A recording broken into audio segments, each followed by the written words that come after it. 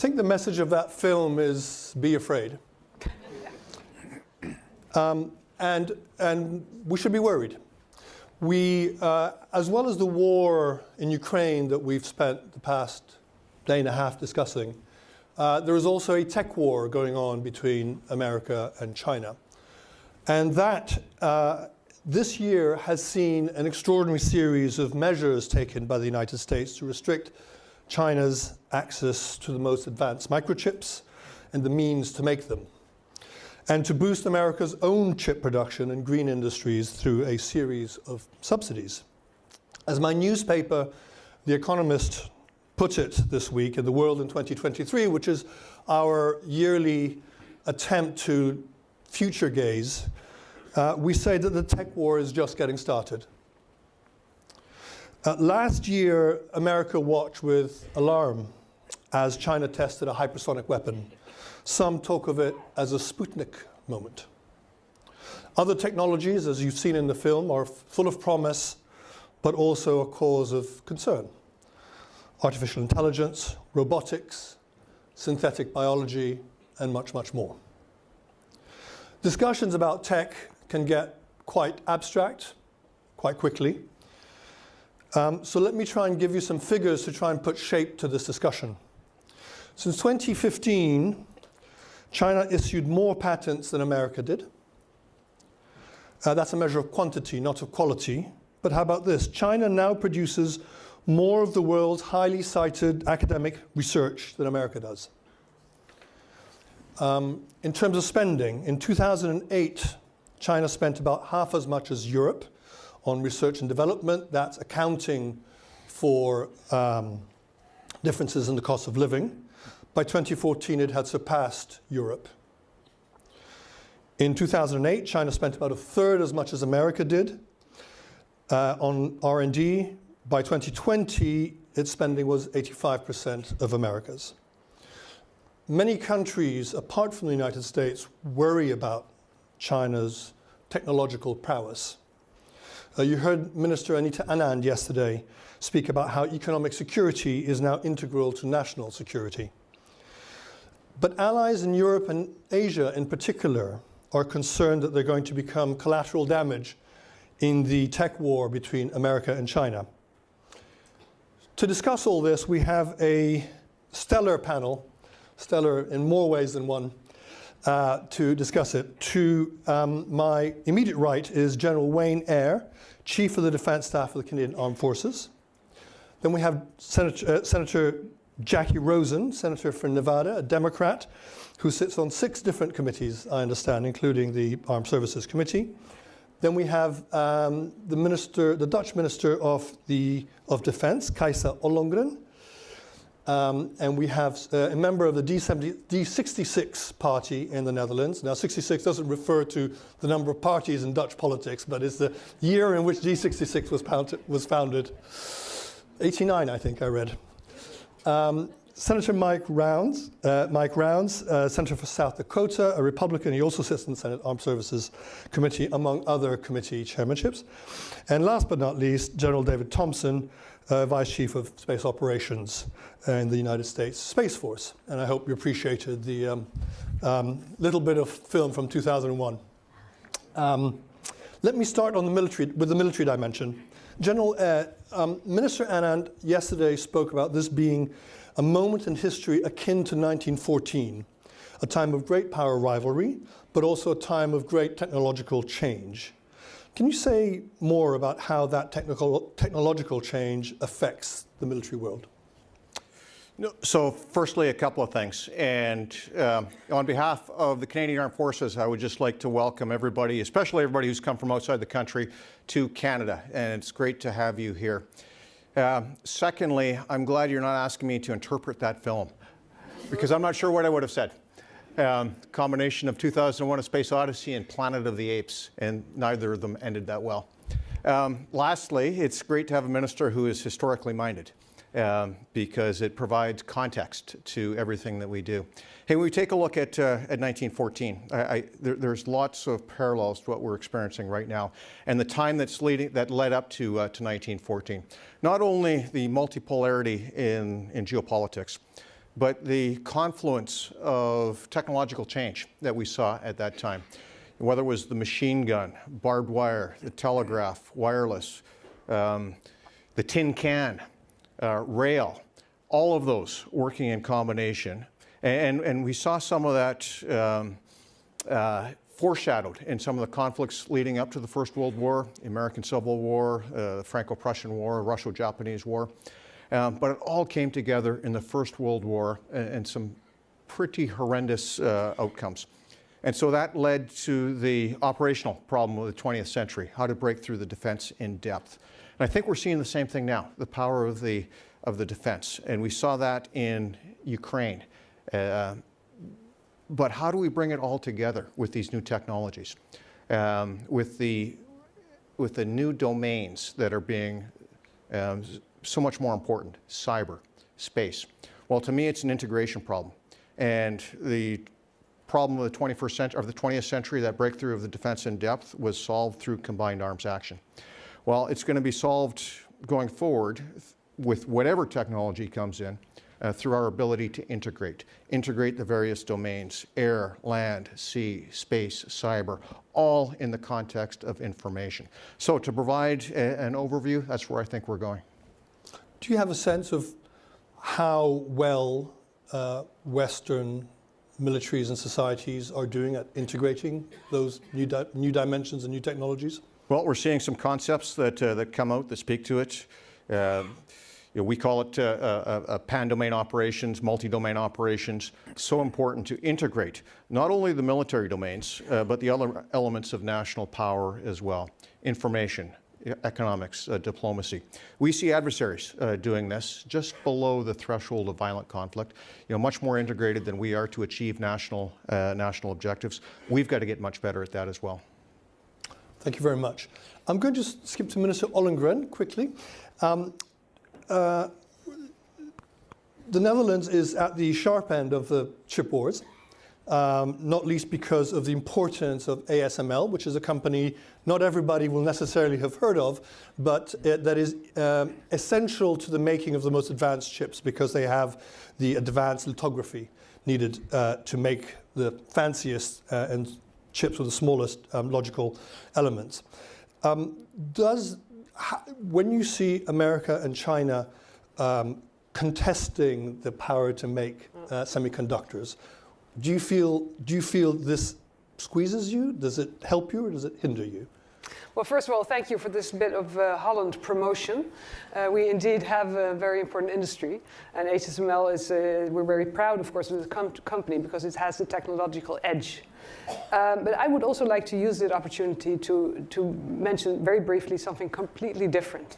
And I'm very glad to be here in Halifax, joining Anita, and also joining all these women that we see here, because you cannot be in Halifax without noticing these women, Peace with Women Fellows. And I'm proud to say that we have had, in the last couple of weeks, the European group, which is on the European orientation on global security.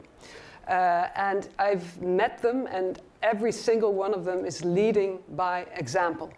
And I think it's important to acknowledge that. And I'm really proud to announce that next year, Germany is taking over. So we will continue this European program and make that a tradition that's going to be as strong as is your Canadian tradition. So thank you.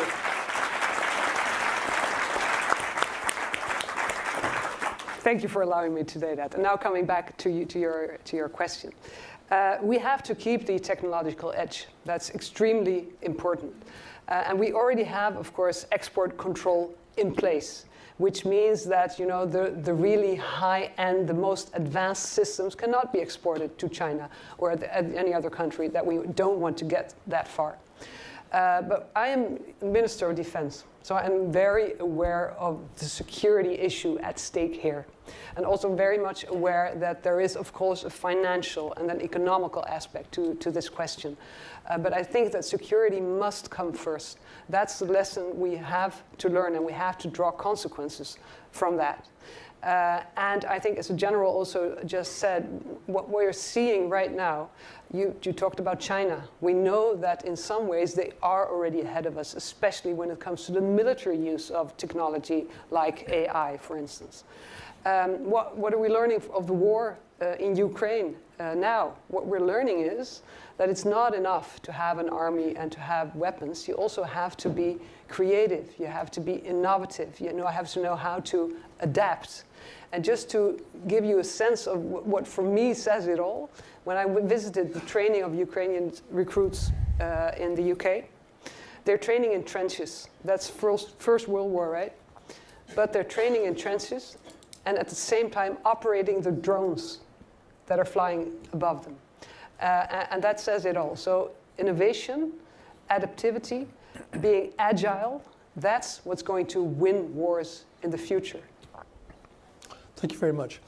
Senator Rosen, where do you come out on this question of protecting technology and trying to protect America's technological advantage versus protectionism, in the sense that some allies and partners are starting to complain that they're being cut out away from the American market, that, for example, on electrical vehicles, it's more difficult, it's going to be more difficult for Europeans and Asian countries, partners, close allies of America, to sell their electrical vehicles to the United States? Well, first of all, I'm so excited to be here. It's my first time in Halifax. I want to thank everyone here in Canada for putting this on. The energy is palpable. And I'm going to get to your question, but first I want to talk about that film, and I'm going to tell you why.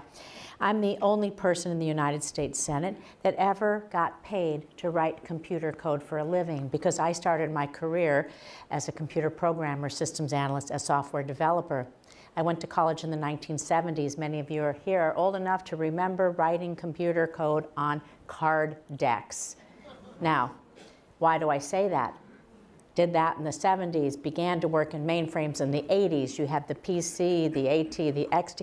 Suddenly you had cell phone. The acceleration in the last 40 years, that movie showed it. From that first game of Pong, well, we had the card decks before that, from the mainframe with virtually no way to break in. You had to be inside in order to take any data. And I don't think that people understood the power of data. Data tells a story if you're smart enough to listen to it and analyze it. That's where you come to artificial intelligence. The data tells you that's how it learns. Too much of this, not enough of that. All the choices, binary choices that lead artificial intelligence to, I don't think, ever be as good as the human heart, but frightening nonetheless. So we talk about competition, we talk about export control, we talk about all of these things. It is extremely important as we think about how this is data, how the artificial intelligence, it's not just creating a car that might drive itself, but what are the decisions that are going to be made for you, with you, against you, about you? And that's where we really have to think about it, not just in the business sense, but in the implication that it's going to have in our lives and the choices that we will be able to make or the ones that may be made for us. And that's why we have to have rules and standards in a world-based order that make sense, so we're working off the same playing field. After that, the economics can come and the sharing can come. But we really have to talk about the implication. And what I've seen in my career, starting from those card decks to now, it's happening faster, faster, faster, quicker, quicker, quicker. And we have to rise to that challenge. Thank you. I'm going to try Senator Rounds on my question, which is, you know, the competition with China is intense. Our allies are going to get hurt in that. Or are they part of the answer? The one thing that the United States has going for itself is that we do have partners, and we value those partnerships. We couldn't do it alone. Our partners can't do it alone. I think most people in the world today would rather live in free societies. We have the opportunity for young people that want to not only develop technological skills, but they also want to live where there's a quality of life that they probably would not find under an authoritarian form of government. That's an advantage that we will always have. But there's something else involved in this as well, and that is, as Jackie touched on, artificial intelligence If your eyes glaze over when we say artificial intelligence, we're in real trouble. This is something which we live with today. We have adversaries that are incorporating it right now. And if we don't take advantage of the opportunity to include artificial intelligence within our military operations or within our commercial operations, then we're making a very serious mistake because it's here. I'm going to give you one real quick example that I think is a shock for some people. The Nagorno-Karabakh War between Armenia and Azerbaijan occurred in about 60 days in 2020. During that time, Armenia, that had the high ground, had tanks and had built in for years, had built in a structure to protect this area from Azerbaijan. Azerbaijan brought in very inexpensive Turkish drones. They brought in artificial intelligence in drones that literally could come in and go one way, but communicate with one another. Pick out in a defined zone all of the tanks, all of armored personnel carriers and so forth, and decide which drone on their own was going to attack which particular item. It did not take a human to push a button. All they knew was that within that kill zone, those drones could go in and do it. It took them less than 60 days in which to literally annihilate columns. These were not what we would call a Russia or a China or a United States in terms of the high technology. It was technology that they could buy on the market today. It is here, it is real. And if we're not prepared to do everything we can with our partnerships, then we're going to be in real trouble because we have to deal with it. And even if we have, as we would love to have, a rules-based order, the bad guys are never going to pay attention to the rules of war when we get right down to it, and we better be prepared to fight them and with a better technology and in a partnership that's stronger than what they've got today. Thank you. General Thompson, how does this technological contest look to you in space? And in particular, how concerning is it that China tested this hypersonic weapon? So I'd say first, in terms of in space, it's absolutely a challenge, I think, for a long time, at least since the fall of the Berlin Wall. I think the United States, its partners and allies, have generally had technological superiority in space, which is good news. The bad news is those that would do us harm have been watching us and have been catching up quickly. So it's definitely a challenge that we have to deal with, and I think we're dealing with. As far as hypersonics go, very much a concern, not really a surprise to those who've been watching, and I think along with the themes of this conference, sort of the next logical step in the evolution of technology, especially when it comes to long-range strike and missiles. What it means is, from a standpoint of warning and missile warning, the game has changed.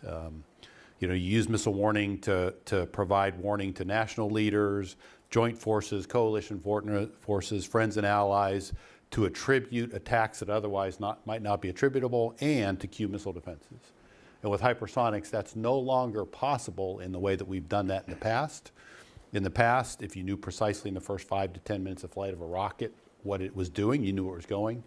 Now you have to track from birth until just seconds from impact where these things are going, and you don't really know where they're going until then. And so the challenge has become much more difficult.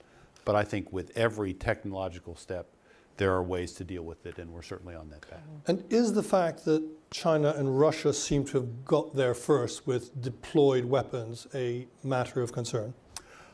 It's a matter of concern only because of the capability. The reason they got there first, in my opinion, is based on the nature of their forces and the way they conduct operations. It was a natural evolution for them. It was not a natural evolution for us because of, it requires a tremendous amount of ground infrastructure to support, and it's not really a flexible and mobile means of attack. That's not the way our forces are structured, and so for a long time, we were worried about other ways to conduct military operations. So the fact that it's a capability is of concern. The fact that they got there before us wasn't a concern from the standpoint of that's not the way we operate. It's not as effective when you think about operating flexibly and globally. But now it's definitely something we have to deal with, not only from a defensive case, but also there's value in using it for offensive operations as well. Thank you. Let's talk about artificial intelligence, because it's already come up a couple of times, and I know it's on the minds of several of you, in fact, all of you. We've heard it both in terms of a threat, militarily, in terms of security, but also in terms of how societies deal with artificial intelligence. Senator Rosen, do you want to give us your thoughts? You began this conversation. I think we have to think of it in three ways. You're exactly right. There's threats, there's opportunities, and there's ethics, right? Same way that we deal with ourselves. It's trying to simulate who we are as human beings, what we are as human beings. So we have to look at the threats. We have the military here. We look at our governments. We look to those kinds of things that will protect us in our society. That's one domain. We look to the economics. If you think about those as opportunities, electric vehicles, autonomous vehicles, who couldn't live without their cell phone, and maybe the maps that get us the directions everywhere we're going, and all of those conveniences. But I think importantly, we also have to think the ethics of it. As you mentioned, these drones, they're just in a kill zone. Nobody makes the choice. Is that good or not? We know bad actors may not follow the rules, but that does not remove us from trying to set the standard, lead on the standard, and show the world, our allies and partners, how things should be done as we move to this new domain. So I think we have to look at it in those three buckets, and I'll let others talk a little bit about what they think too. Thank you. I guess one of the pressing questions is how you integrate artificial intelligence in the rules of war. General? So that's a fascinating question, because there are a number of aspects to that. Firstly, artificial intelligence gives us the potential of seamlessly integrating sensors and shooters. Multiple sensors, and so signature management is going to become a very important aspect of warfare going forward. But as you seamlessly integrate sensors and shooters, where is the person on the loop? Is it the machine making the decision to engage, to kill? Or do you have to have, and should we have, a human making those decisions? Hey, the other aspect of artificial intelligence that could really change how wars are fought is assisting human decision making. And so as we go through the military planning process, there's that black box of creativity known as concept of operation, or course of action development. Well, artificial intelligence could provide other options, either through opportunities that haven't been identified before, or through their predictive nature of giving you a better sense as to what is possible, what will be achieved. And the ability to do that could be the deciding factor, understanding that often in war, it's those decision loops that are so important. Where would you put the human in that loop, if at all? Well, as the ultimate decision maker. Okay. General Thompson, I thought I might just jump to you on this one. Sure. I think, first of all, we absolutely have to deal with how we will integrate, because if we don't, we will be ineffective on the future battlefield. And I think there are certain areas and certain ways that we can do it relatively effectively. There are always ethical and moral implications, but not so many, and a perfect example is in space. Because of the vastness of the domain, because for the foreseeable future, you're not really talking about humans in conflict in the domain. You basically have machines and robots fighting each other. The introduction of and the use of artificial intelligence, and I'll say computer-based decision-making, is a place that we're probably going to have to go because of also the time involved. But I think once you get to the point that a decision has to be made to kill or not kill a human being, that's where we especially have to focus in terms of where humans belong and where the limits are. As Senator Rosen said, we have to lead that way now, or it will go down a dark path. Thank you. Senator Rounds, you're on the caucus for artificial intelligence. Where have you got to in your thinking? Let me just share this. The artificial intelligence is with us now. It's being utilized right now. You'll see it in Google. You'll see it in the ads that come up in front of you. And it's a very high-speed way of making a determination about what you might like. If you're an outdoors person and you've just looked to see what kind of tents there are out there, somebody someplace is thinking artificially, you know what, if they like tents, they probably like fishing equipment as well. If you talk about logic, and Jackie does a great job about sharing about the binary of yes or no, the logic in a computer system, let me explain that artificial intelligence, in my opinion, means that they think outside the box. Not the logical of 1 + 1 = 2, but rather outside the box of looking in and saying, what if, and the other options that are out there. China's been doing it, but they've been practicing it on their own people.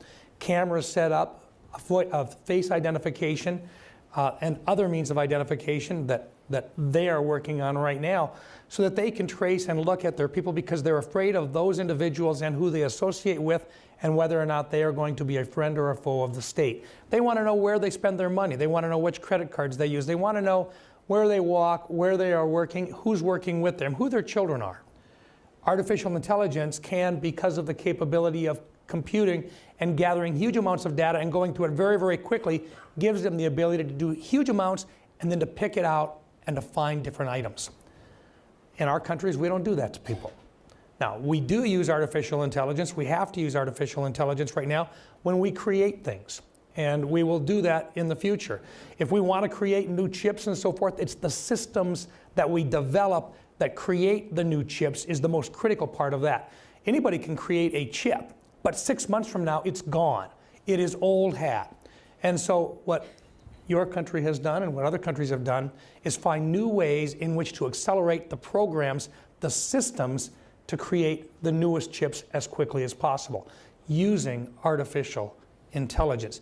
We can use it in an ethical way, or we can use it the way that the Chinese Communist Party has, which is to control the people and to keep track of the people. We've chosen not to do that at this point, but that doesn't mean that we will ever stop them from doing it. And therefore, Minister, what are the limits that should be placed on artificial intelligence, given the worry that enemies may not play by the same rules? Yeah, well, I agree. Enemies are not going to play by the same rules, and we know that. And we know also that the technological development is going at a pace that we cannot keep up with, almost. But we have to try.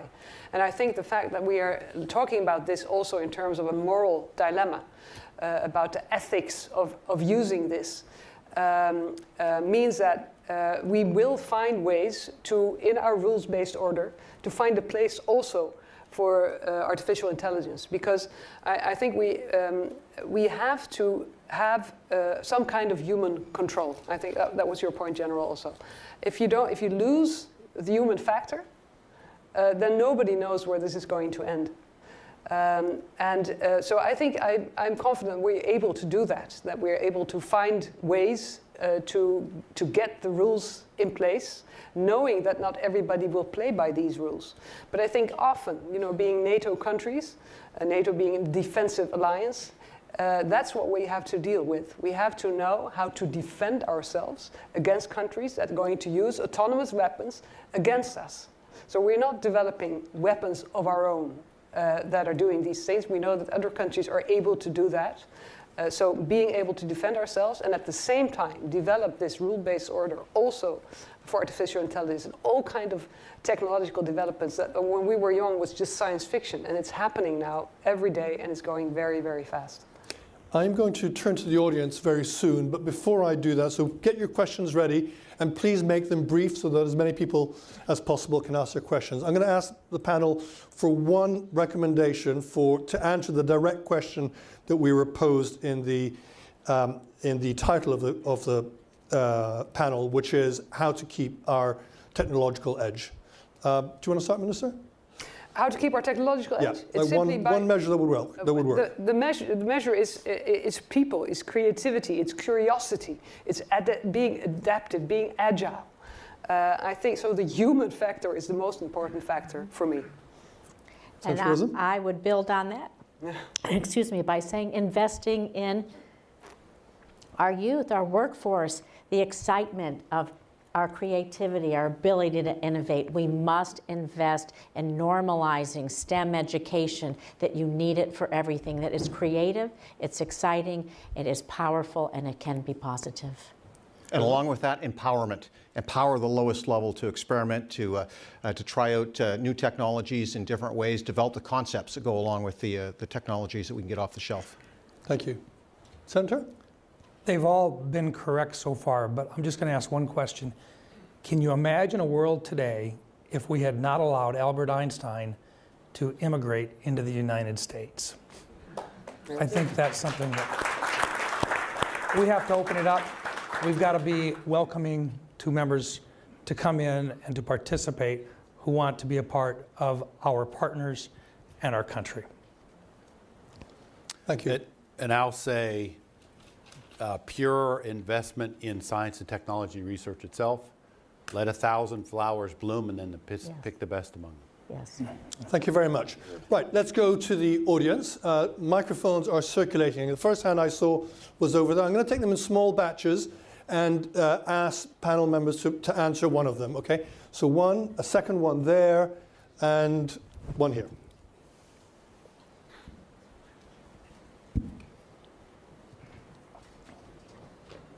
Thank you very much. I'm first one. All right, thank you. Go ahead. I'm from Tokyo, Nabe Watanabe. I have a question about the export control of a semiconductor, and also, you know, Japan's case is very similar to the Dutch case. That we have a very good company who can create a good chip, so manufacturing machine, and I think. And also, South Korea and Taiwan is a high-end chip for the artificial intelligence. So we are happy to cooperate with the United States, of course. But at the same time, sometimes a mutual suspicion would make if a coordinate is not well made. That's already some of my friends is asking me how U.S. is somehow what degree of export control and what kind of coordination mechanism. So I'm very curious to hear both sides, US side and the Dutch side. Thank you very much. There's a gentleman there. I'll come to you. Nuri Turkel with the Hudson Institute. I have two questions. One, last December, the United States government entity-listed Chinese Military Medical Academy and its 11 affiliates for developing brain-control weaponry to be used on ethno-religious groups. And some of those companies that have been in news already been entity-listed. This is for our two senators. What Congress could do to prevent the tech firms continue to provide technical support to those questionable technology firms in China. Same question for Europe as well. And then the second question for all of you, should we consider splitting up the cyberspace, free cyberspace and unfree cyberspace? And should we also consider establishing a kind of loose group? One group will be focusing on the AI R&D, the other one is semiconductor. We already have a number of nations leading in this effort. I think we should proactively establish kind of a collaboration, global collaboration. The United States is ahead of the curve, but the US cannot solve this problem alone. Thank you.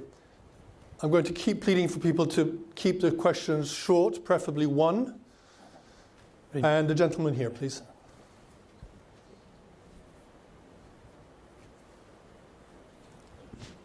Thank you. China offers bridges, roads, airports. It's good that the Einsteins of the future would have access to the West. But the challenge is, what does the West offer poor countries in the multilateral world where more often than not they are tending towards China because they can see what China is offering? What are the incentives for poor countries in Africa, in Southeast Asia, in Latin America, to follow the rules-based order of the West, apart from the incentives that their citizens have to come to places like Canada, to the US, or to the UK or Europe? Thank you very much.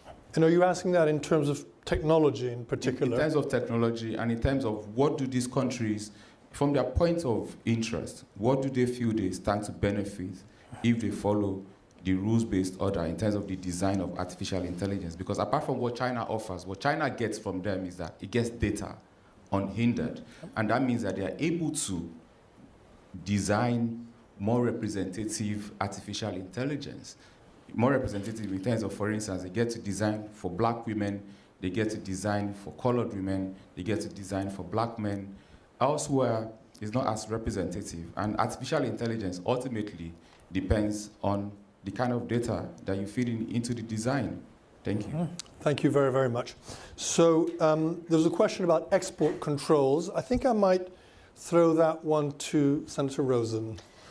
Well, I think as we begin to develop these and we think about our allies and partners, as you were mentioning, we have to consider how this could be reverse engineered and used against us. And so that's really the concept of export controls, because someone can take that technology and as we see, I would speak to our military here, we know that when there's equipment maybe left on the battlefield, people reverse engineer it and they use it. And so we always have to stay ahead of the curve. And so I think we have to be strong in our allies and partnerships, how we hold on to that, how we trust, who we trust, and how we keep that capability. It is extremely important. It's the only way we're going to retain our technological edge, particularly as we see now in Ukraine. We're here talking a lot about Ukraine, what's left on the battlefield, what we've learned about the Russian military, hopefully what they haven't learned about us. But I think that's where this issue comes in. And there was also a question about preventing cooperation on questionable technologies. There are questionable firms in China, and whether we can cut off, I believe, collaboration between Western tech firms and Chinese tech firms when they do bad things. Senator Rounds, is that one you want to take on? Yeah, let me take a shot at it. We're not perfect in the way we write our laws, and as soon as we write them, we try to do it in such a fashion that the rules can then be established to identify who can and what type of equipment can be either shared or limited. We constantly have to upgrade those, and we don't do a very good job. And so one of the things that we're always going to constantly be in the middle of is trying to make sure that the rules in place, and that the companies know the rules, and that they can be enforced. But you think about this a little bit. You might very well say, no, you can't export that particular item to the Communist Republic of China. But at the same time, we say, well, but you can export it to another country, perhaps in Asia or in Europe.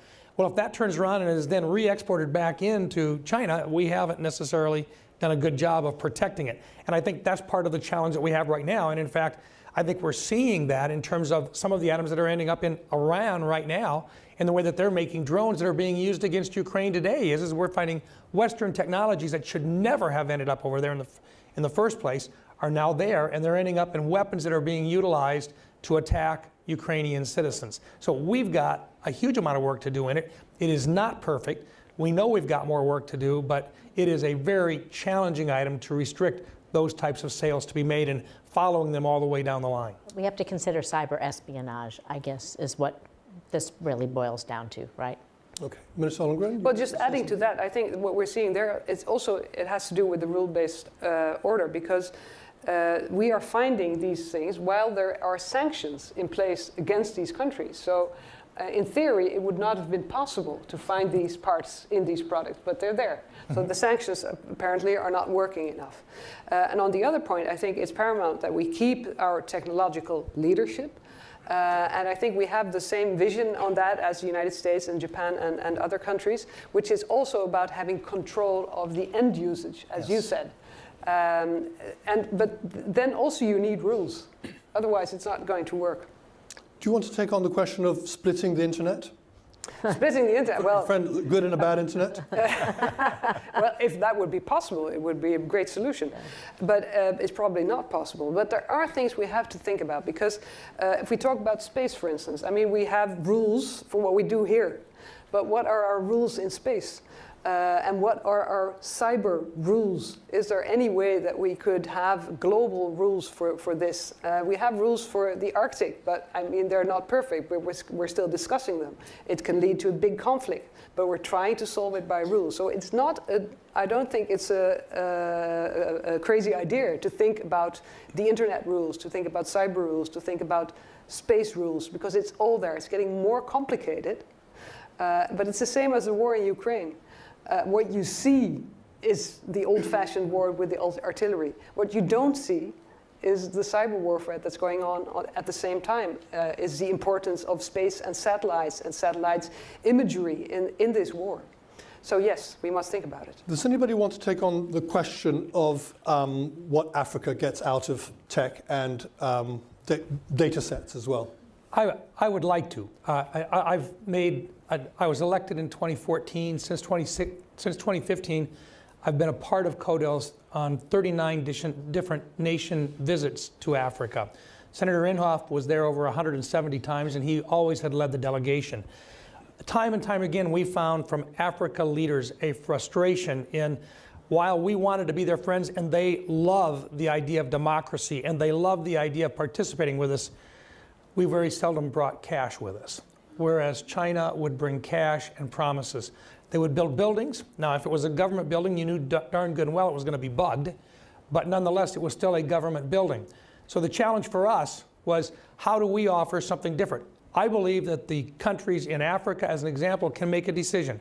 They can either be colonies of China long term, or they can be partners with Western countries. But that means Western countries have to say to them, we don't want to simply rape and pillage in terms of taking your natural resources, but rather we'll help you to develop your natural resources that we can then purchase from you. We want to be a buyer. We want to be a receiver of those. But you need to be able to provide jobs and economic development through the development and the next step of adding value to your own natural resources. That's where I think the West should have an advantage, and that's the direction that I personally think we should be going. Okay, we've got 9 minutes left, and we've got more than 9 people asking questions. So I'm going to take a very short question from as many people as I can, and then I'm going to ask the panel to answer whichever ones they want to. And forgive me if your question is not answered. So let's start over here. As quick and short and Twitter-like as you can possibly make them, please. Hi, Carol Abraham from New Zealand. There was a consensus that we need new rules for AI, potentially also biotech. That implies the international humanitarian law frameworks we have are not sufficient. Do you agree? Why not? Thank you. And there was a lady behind you, or in front of you, in fact, who wanted a microphone. Nicole Petrucci, Space Force in the 2022 cohort. General, in your opening statement, you said that we don't have an innovation problem, we have an integration problem, which is a very important point. But what I wanted to bring back is to be able to integrate this technology and discard it just as quickly. People have to be able to manage change. And how do they not get change fatigue? So what I would say is, how are your organizations, the structure, regulations, and your training changing to be able to help people manage that change? I'm going to go to that side of the room, which I've neglected so far. So the gentleman there with the beard. Stu Magnuson, National Defense Magazine. Real quick, the way technology is going with AI, this is for the generals. How long can the policy of always having a human on the trigger, how long can that possibly last? It's going already. Thank you. There's the gentleman over there in the uniform.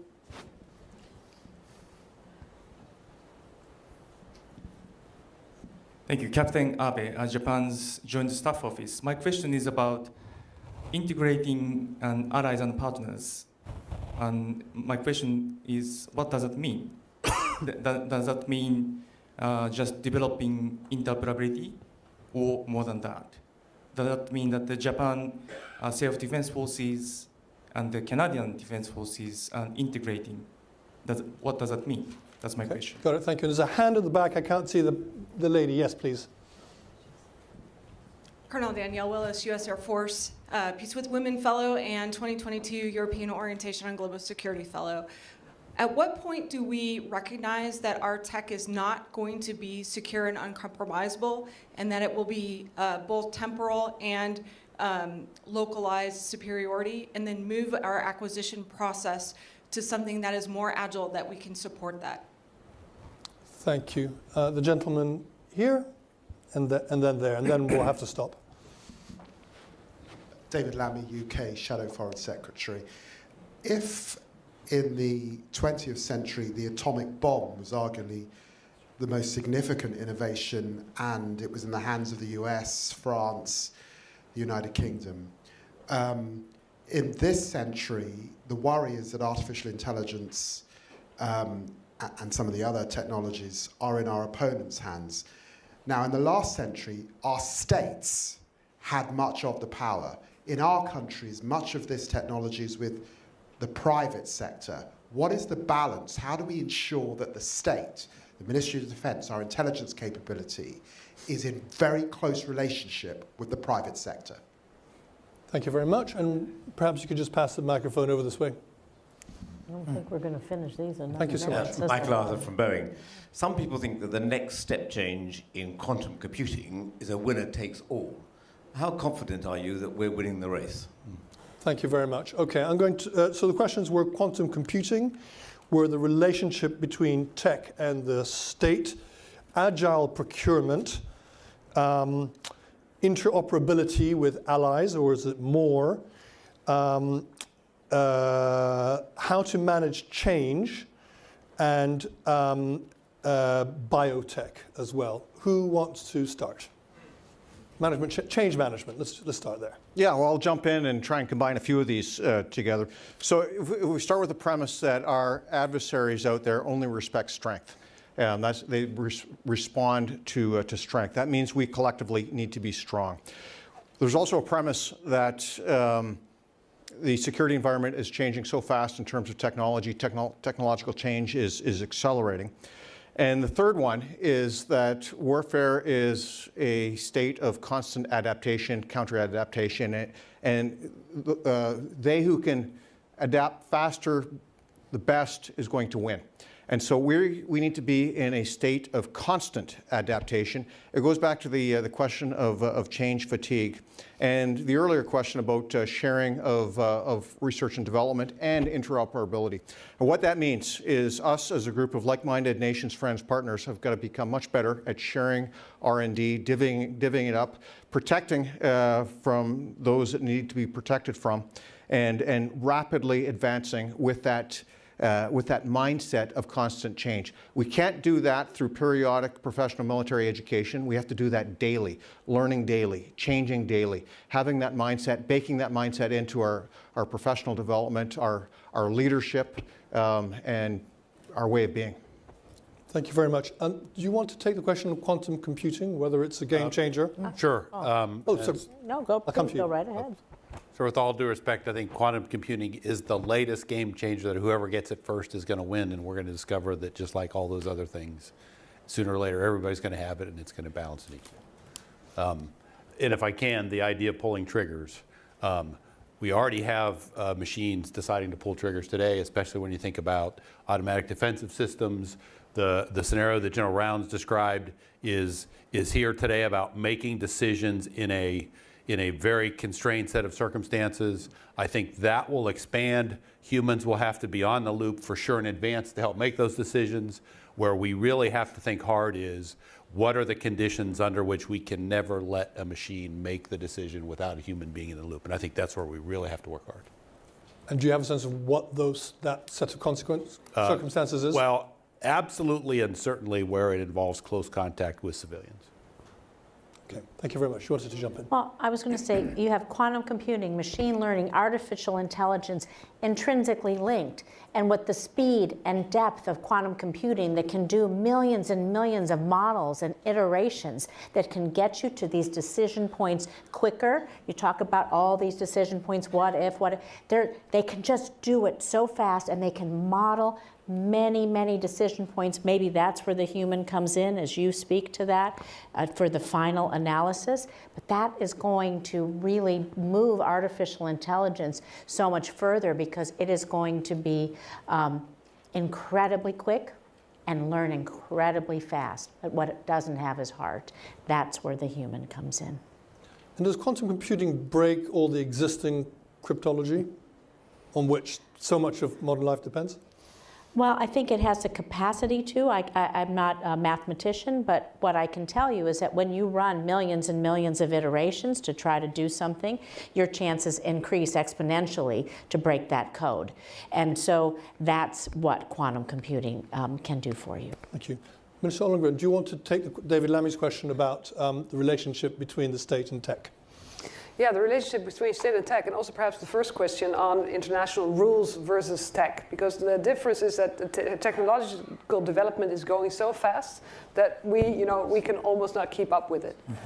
Whereas states work pretty slow, because we have to make laws, and that takes time. So the big question for me is how to connect that, how to have democracies keeping up with these developments, how to recognize the threats to us, to NATO allies, to our people, that come from technology, that has this huge pace, and at the same time have lawmaking, have international rules. And I think the answer is that we already have these international rules, only we have to apply them in this new, very dynamic situation with technology developing at a pace, as I said, that we can always not keep up with. And it's going to be very difficult. And I think what the most important thing is, and that's the lesson also, I think, from this war now that we see in Ukraine, we are with many like-minded countries who feel the same about this. So we have to join forces. Thank you. Senator Rounds. We started out with humans being in the loop, in the kill chain. Then we have now moved to being on the loop. There will be a time very shortly where we will accept that we are over the loop, looking in, but still in control. There's something else that's happened in this whole process, and that is as we have learned how to develop huge amounts of kinetic activity, smaller and smaller systems designed specifically to go in and hit particular targets, we're going to have to develop and at some point begin to use directed energy systems that take these out, because we won't be able to afford to buy all of the kinetic systems in order to do it. Part of it we're going to do with cyber. Part of it we're going to stop that kill chain from ever developing all the way. But long term, I think that we're going to be moving more and more into a directed energy approach, and it will be one in which the human is not on the loop, but over the loop, looking in, monitoring, but not directly engaged, or we will not have time to stop these hypersonic weapons and others in time. And I think we will be forced to move in that direction. Well, thank you very much. On that sobering note of the imminent age of ray guns, let me thank the panel and thank the audience especially.